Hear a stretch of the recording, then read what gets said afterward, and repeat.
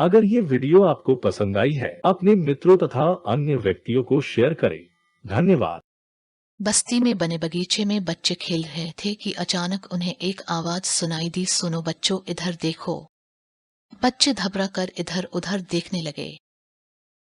तो पुनः आवाज आई, बच्चों डरो मत, ये मैं एक वृक्ष हूँ और मैं तुम्हें अपनी कहानी सुनाना चाहता हूँ। पर इस पर बच्चों की घबराहट कम हुई तो वृक्ष ने दोबारा बोलना शुरू किया, क्या तुम मेरी कहानी सुनना चाहोगे? बच्चे उत्साह से बोले, हो हाँ, क्यों नहीं, तुम अपनी कहानी सुनाओ। बच्चों का जवाब सुनकर वृक्ष अत्यंत प्रसन्न हुआ और बोला, मैं एक जीवित वृक्ष हूँ, मुझे लोग कई नामों से जानते हैं, जैसे पेड़, तरु, पादप आदि।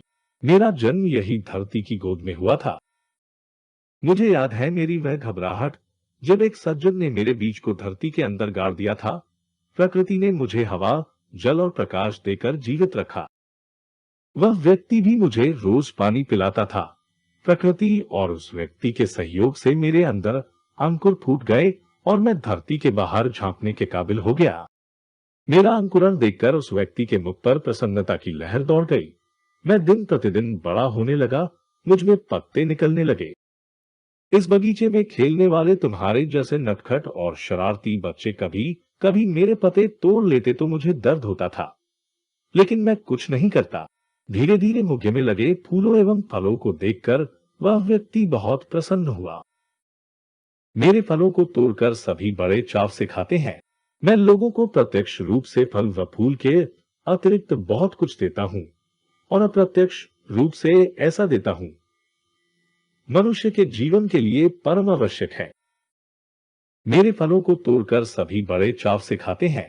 मैं लोगों को प्रत्यक्ष रूप से फल व फूल के अतिरिक्त बहुत कुछ देता हूँ और अप्रत्यक्ष रूप से ऐसा देता हूँ मनुष्य के जीवन के लिए परम आवश्यक है। वह है ऑक्सीजन। ऑक्सीजन एक ऐसी गैस है जिसकी बिना किसी भी जीव का जीवन संभव ही नहीं है। मैं और मेरे साथी वृक्ष मनुष्य द्वारा छोड़ी गई विषैली गैस कार्बन डाइऑक्साइड को अवशोषित कर वातावरण को शुद्ध रखने का निरंतर प्रयास करते हैं, लेकिन मनुष्य हमारे उपकारों का बदला हमें काट कर चुकाता है। आज मनुष्य स्वार्थ में इतना अंधा हो जा रहा है कि वह सिर्फ अपने ही भले की सोचता है, दूसरे के दुख दर्द के उसे कोई चिंता नहीं है। वह ये नहीं सोचता है कि प्रहार करने से हमें भी दर्द होता है, बल्कि उसे तो अपनी आने वाले पीढ़ियों की भी चिंता नहीं है। बच्चों, अगर इसी प्रकार वृक्ष काटे जाते रहे तो तुम्हारा जीवन खतरे में पड़ जाएगा, क्योंकि वृक्ष बिना जीवन संभव ही नहीं है। मेरी जीव जगत से एक ही प्रार्थना है, मुझे बचाओ, अपना जीवन सुखी बनाओ। वृक्ष की आत्मकथा सुनकर बच्चों ने कहा, आप महान हैं।